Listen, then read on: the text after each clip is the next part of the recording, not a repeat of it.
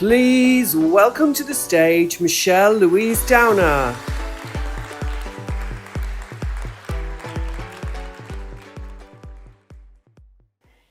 Did you know that 73% of UK workers feel stuck in a job they hate and trapped in their job because it's simply a means to an end?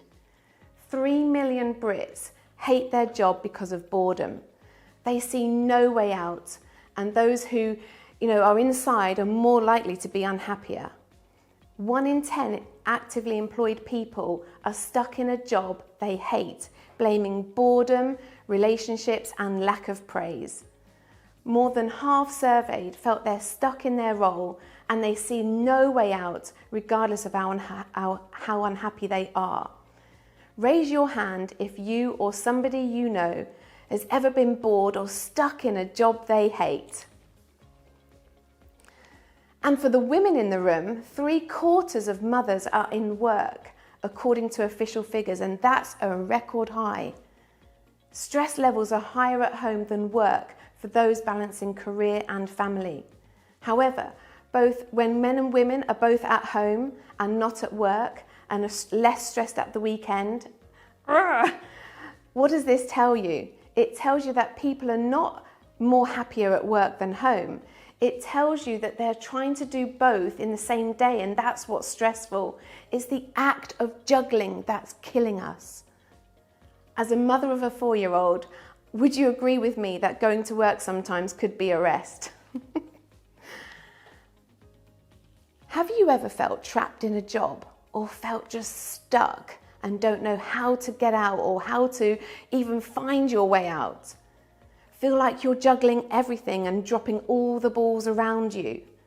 Or do you have a burning desire within you to do something but you don't know quite what, how, or even why? Raise your hand if any of that is familiar to you. Well, here's some news for you.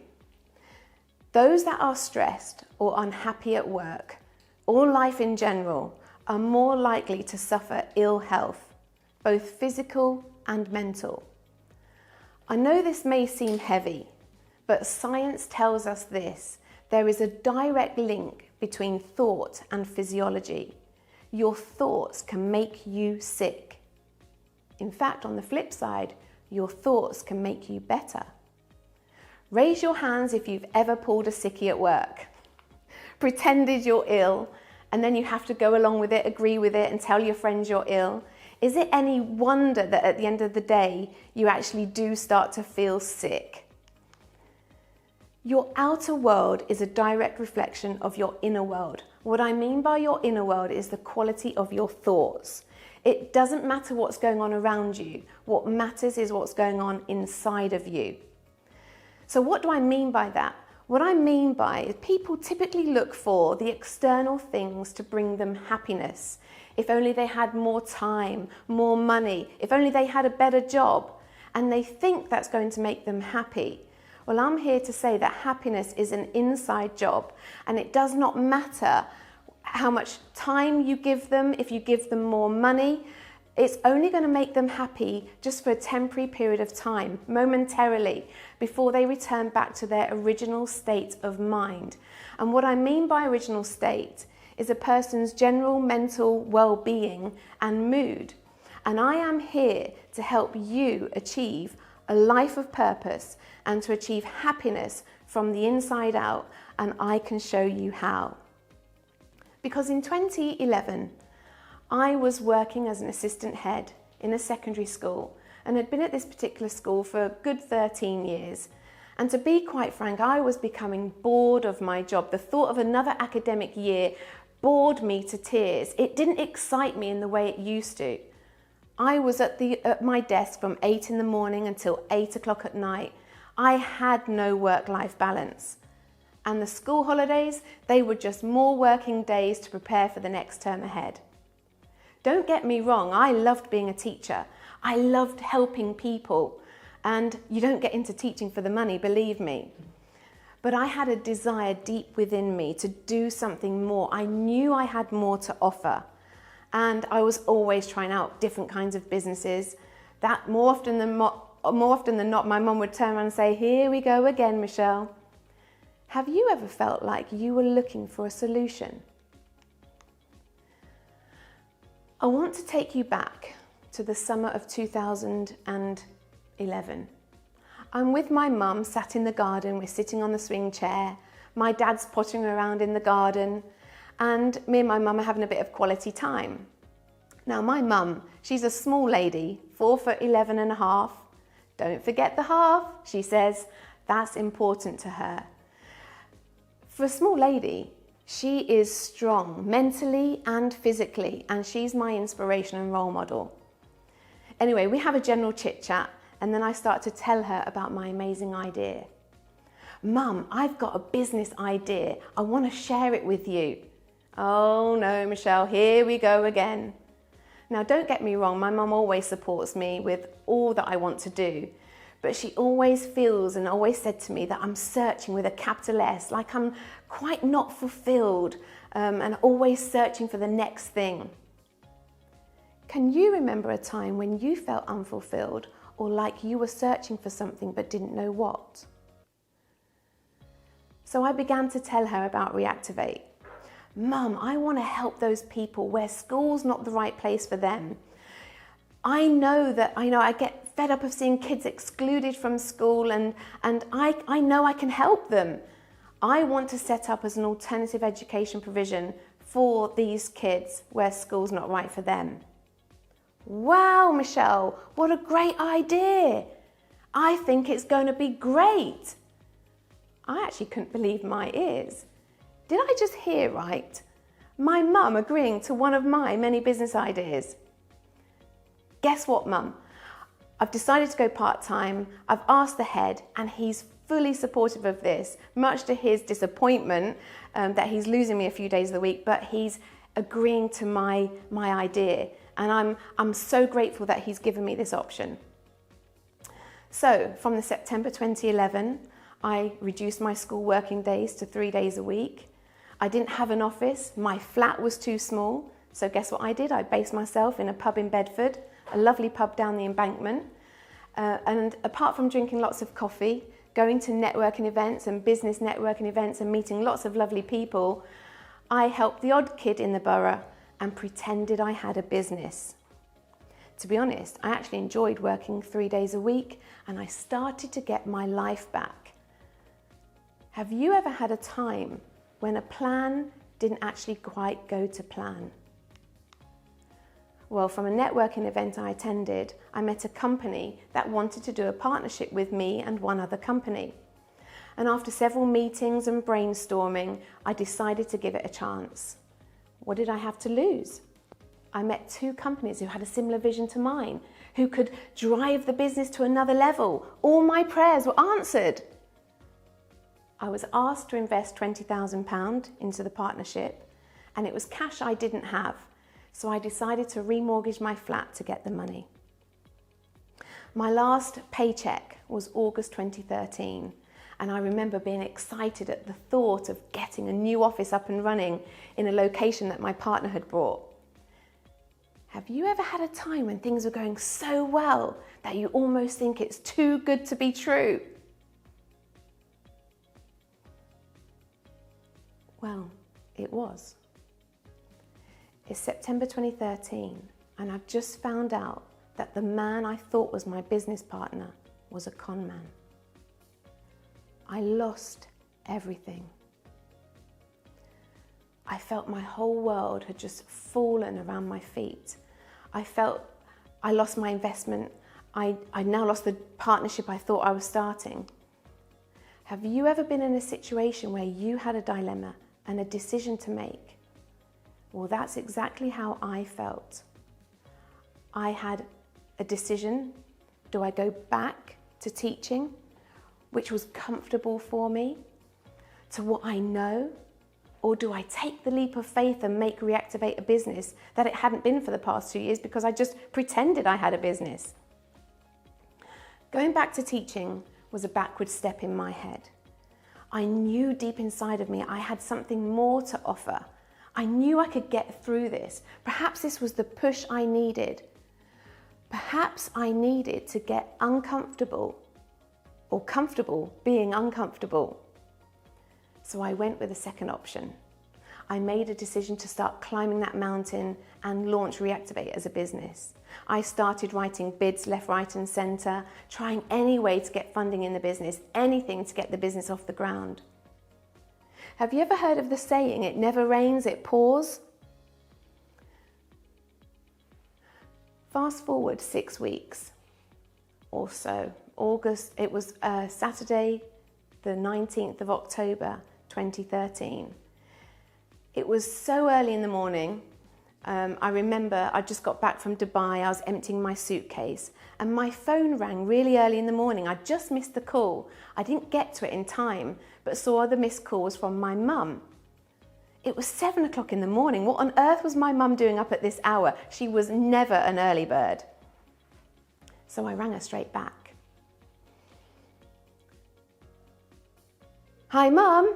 Hi mum, yeah, I'm back from holiday. I couldn't wait, you've missed me so much. Mum? It wasn't my mum on the other end of the line. It was a man's voice. It wasn't my dad either. Who is this? Who? The police. The police, what are you doing at my mum's house this so early? Something's happened, hasn't it? Oh my God. Please tell me what's happened. It's my brother. Don't tell me anymore, I'll be straight round. I put the phone down. I got straight in my car and I remember ringing my best friend as I was driving to my mum's. I don't even remember driving to my mum's. I was on autopilot. My mind was all over the place. I was all over the place. And I pulled up at my mum and dad's house. I let myself in and it was the police that I saw first. My mum was crying in the corner, tears streaming down her face. And she just looked at me. We were both nodding. A knowing nod. I know what you're going to say, Michelle. It's Gavin.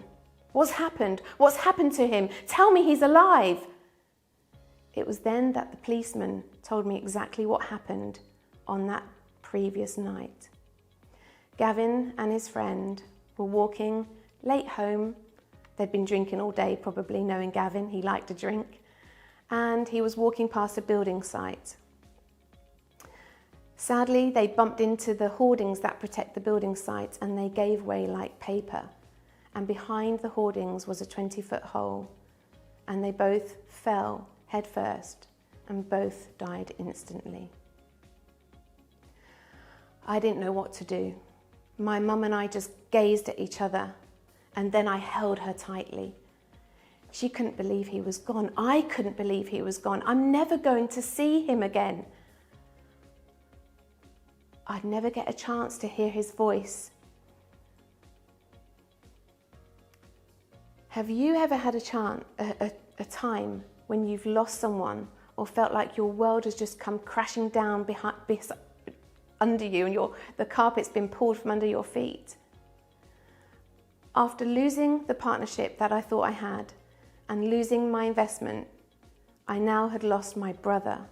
And these three things happened to me in the space of 6 weeks. What would you have done if this had happened to you? I'm not going to lie, it wasn't easy. It wiped out my first term of starting my business for real, to support my parents emotionally, and for me to have some time out. Let's be honest, it would have been easier to go back to teaching, to what I knew was comfortable. But this actually gave me more drive and more determination to make Reactiv8 a business. But you never guess what I went and did. I went and made another partnership. Who would have thought I'd have made another partnership after being ripped off with the other one that I had? And then little old Reactiv8 won a big contract, working with 19 to 29-year-olds at risk of gang culture and lawlessness. And it was this contract that put Reactiv8 on the map.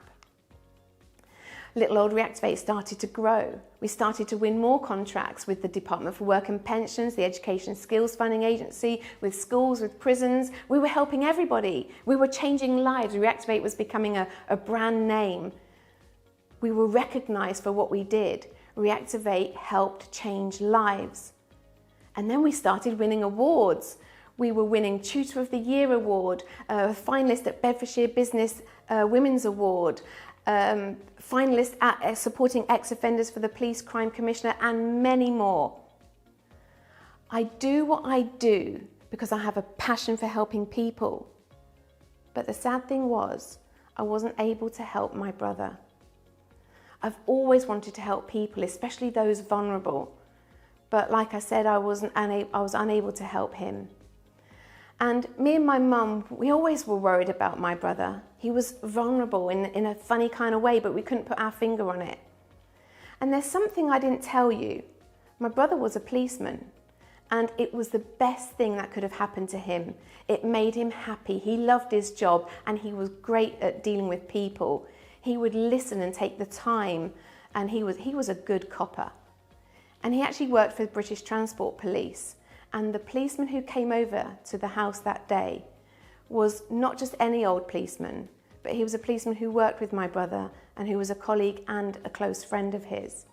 So he was going through the same pain as us. It became more of an inner drive to help people who needed support, those that were vulnerable.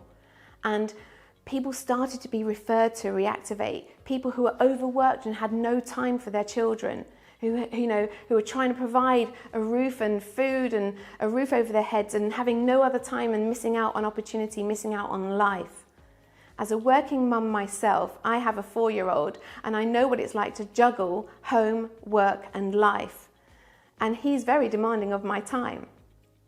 But as a business owner, I now work less hours on my own business than I ever did working in a school for somebody else. And I knew it was possible to achieve whole life balance. Have you ever had a time when you felt you were missing out on life or on family? I remember reading a story and it goes something like this. A father came home from work late again, irritated and tired, and his 5-year-old son was waiting at the door. "Daddy, may I ask you a question?" "Yeah, sure, son." "Daddy, how much do you earn an hour?" "That's none of your business. Why'd you ask such a thing?" "Oh, I just want to know. Please tell me how much you earn an hour." "Well, son, if you must know, I earn £20 an hour." "Daddy, may I borrow £10, please?" "Well, if the only reason you wanted to know how much I earn was to go and buy another silly toy or something, then you can think twice and just take yourself to your room. I need some space. Actually, but before you go to your room, I just want you to tell me, what do you want that £10 for?" "Well, Daddy, I already have £10 that I've saved myself." "You already have the money, then why are you asking me for more? You're 5 years old, for goodness sake, and you're asking me for more money." "Well, Daddy, I just wanted to buy an hour of your time so you could come home early. I would just love for you to come home early so I can have dinner with you." The father just held the little boy and started to cry. This story touched me because I saw too often too many kids in school where they didn't get the attention at home, and I wanted to help those who were often kicked out of school, who kicked off in school because of the lack of attention. And I wanted those children to have somebody invest time in them and to let them know, do you know what, they're okay just the way they are. It also made me realise that there was more people to help. The parents who work so hard that miss out on their children, on their families, and miss out on life in jobs they hate, in jobs they wish they'd never done. And I want to help them make the most of their lives, because the truth is, we never know when our life is to end. So I created a program called Reach for the Stars. Yes, I know, it's an S Club 7 song, for those that can remember. And actually it was a line dance. I was a line dance instructor for 12 years. And we used to dance to that hit, and actually reminds me of my brother. Perhaps there's a subliminal message why I called it Reach for the Stars. And it's a 12-step program, excuse the pun, designed to help people understand their why they behave the way they do, help people get back their passion and zest for life, to help people find their purpose and to find out what gets their fire in their belly going. And my program helps reactivate people's passion. It helps find their why, because when you find your why, you're living life with purpose and meaning, and it's that contributes to a person's happiness. The program helps you achieve whole life balance, because when one area of your life is out of balance, it can upset everything else.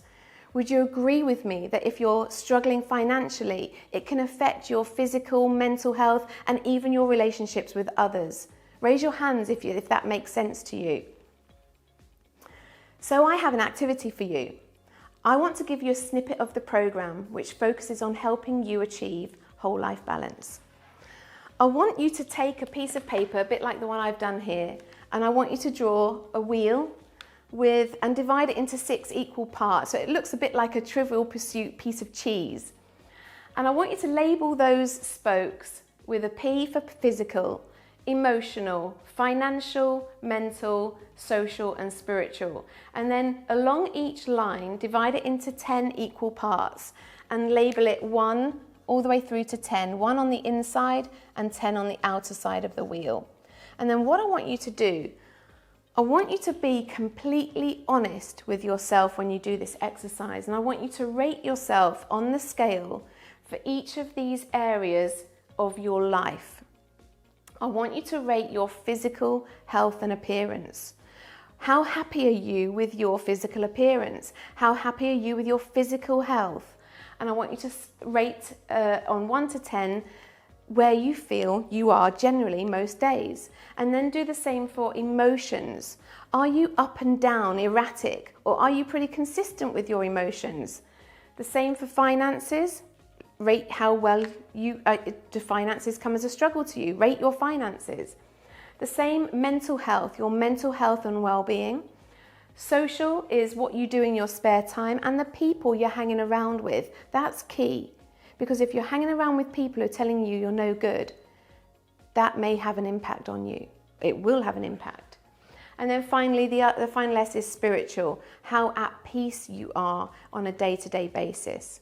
It's really important you do this exercise with honesty about how you feel generally most days in each of these areas of your life. Then I'd like you to join the dots. So no matter what you circled, whatever one you circled, I want you to just join the dots up and have a look at what shape you get. Do you get an upside down house? Do you get a perfect circle? Or do you get something like an oblong shape here that I've drawn? And I want you to imagine this wheel represents the bike that you're riding along life's journey. Is the shape that you've created inside that whole life balance wheel, is it nice and smooth, helping you travel along life's journey smoothly? Or is it lumpy and bumpy, a bit rocky, and representing your journey along life? So this will give you a quick at-a-glance guide of 6 key areas of your life, and you can see quite easily which areas need to be worked on and which ones we need to get back in balance. Then what I show my clients is how to write goals in all areas of your life that will move you into the top 3% of the population that write goals. Yes, the top 3% of people who write goals. I teach my clients how to write goals using a unique, special method that helps people achieve what their heart desires. If you are interested in learning more and want me to help you achieve your life of purpose and help you unlock your potential, to find your way, to find your passion, to find your zest for life again, then click the link below to find out more. Don't be one of those statistics, living life as if you're sleepwalking through life. Live life to the max. You have the power to achieve a balanced life. Live life on purpose and be happy from the inside out.